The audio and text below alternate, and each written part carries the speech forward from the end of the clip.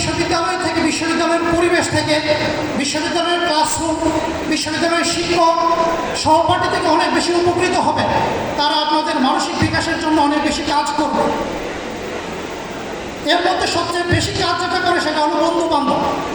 একজন সৎ বন্ধু যদি আপনি বাছাই করতে পারেন, তাহলে সেই সৎ বন্ধু আপনার সফল জীবন গঠনে অনেক বেশি সহযোগিতা করবে।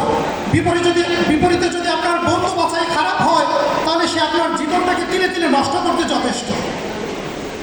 কবি শেখ সাদির একটা উক্তি আমরা শুনে শুনে বড় হয়েছি, সোহবতে সালেহ কুনা সালেহ কুনা, সোহবতে তালেহ কুনা তালেহ কুনা।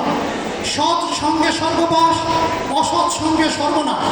এই জন্য আমাদেরকে সৎ সঙ্গ বাছাই করে নিতে হবে। আল্লাহ পাক রব্বুল আলামিন পবিত্র কোরআনে কাদের সঙ্গী হবে এ ব্যাপারে নির্দেশ দিয়েছে। ওয়াকুনু মা'আস সাদিকিন, সৎ মানুষদের সঙ্গী হওয়ার নির্দেশ দিয়েছে। আল্লাহ রাসূল সাল্লাল্লাহু আলাইহি ওয়াসাল্লাম বলেছেন, উত্তম সঙ্গী হলো তারা যাকে দেখে আল্লাহর কথা মনে হয়, যাকে দেখে জ্ঞান বাড়ে, অথবা যেই বন্ধু তোমাকে জ্ঞান বাড়ার প্রতি সহযোগিতা করে। অতএব এই বিশ্ববিদ্যালয়ে এসে আমার নিজেকে বিকশিত করার জন্য, আমার নিজেকে সফল করার জন্য সৎ বন্ধু বাছাই করা অত্যন্ত গুরুত্বপূর্ণ।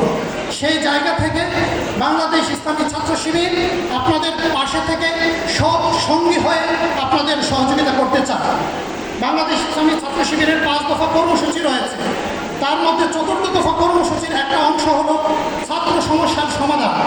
আমরা বিশ্ববিদ্যালয়ে আসার পরে বিভিন্ন ধরনের সমস্যায় পতিত হয়, বিভিন্ন ধরনের কাজ আমরা বুঝে উঠতে পারি না কী করবো। সেই জায়গায় ইসলামী ছাত্র শিবির আপনাদের পাশে থেকে সহযোগিতা করতে চায়। ইসলামী ছাত্র শিবির আপনাদের পাশে থাকতে চায়, কারণ ইসলামী ছাত্র শিবির চায় এদেশের সৎ, দক্ষ এবং দেশপ্রেমিক নাগরিক তৈরি করবে। সেই সৎ, দক্ষ এবং দেশপ্রেমিক নাগরিক আপনারাই হবে। কারণ আমাদের এই দেশের যোগ্য লোকের অভাব নেই, আমাদের এই দেশে দক্ষ লোকের অভাব নেই, আমাদের এই দেশে সৎ লোকের অভাব নেই। তাহলে দেশ কেন আগাচ্ছে না?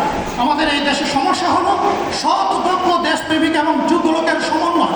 ইসলামী ছাত্র শিবির সেই সমন্বয় সাধন করতে চায়, আপনাদের শিক্ষা জীবনের পাশে থেকে সহযোগিতা করতে চায়।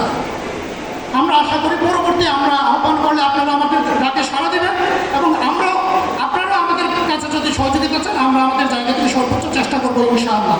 এবং আপনাদের কাছে সর্বশেষ প্রত্যাশা, আজকের নবীন বরণ অনুষ্ঠানে শেষ পর্যন্ত থেকে আমাদের এই অনুষ্ঠানকে সফল এবং সার্থক করে আপনারা যাবেন, এই প্রত্যাশা রেখে সকলের প্রতি আবারও অভিনন্দন জানিয়ে আমার কথা শেষ করছি। আসসালামু আলাইকুম ওয়া রাহমাতুল্লাহি ওয়া বারাকাতুহু।